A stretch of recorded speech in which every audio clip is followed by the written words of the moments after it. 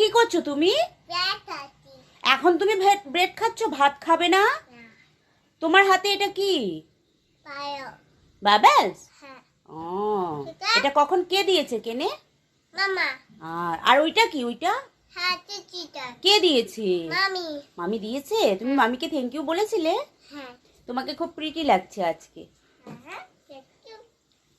তো হ্যালো বন্ধুরা, শুভ দুপুর। আমি চলে এলাম আমার আরেকটা লং ভিডিও নিয়ে।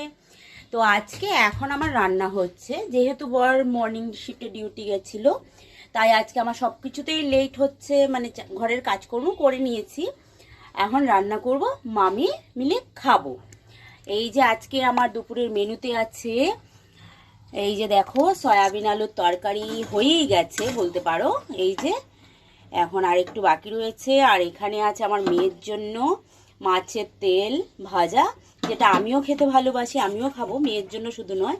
আর এখানে গরম ধোয়া ওঠা ভাত, যা দেখে আমার খিদেটা আরও বেড়ে গেছে। সংসারের সব কাজ ছেড়ে এখন খেয়ে নেওয়াটা মানে দায়িত্ব, কিন্তু খেয়ে নেব বললেও আমার 3-3:30 আগে খাওয়া হবে না, কারণ আমার সোনামাকে আগে খাওয়াবো, তারপর আমি খাবো। তো তোমাদের খাওয়া হয়ে গেছে কিনা কমেন্টস করবে, ভিডিওটা ভালো লাগলে লাইক করে দেবে আর শেয়ার করতে ভুলবে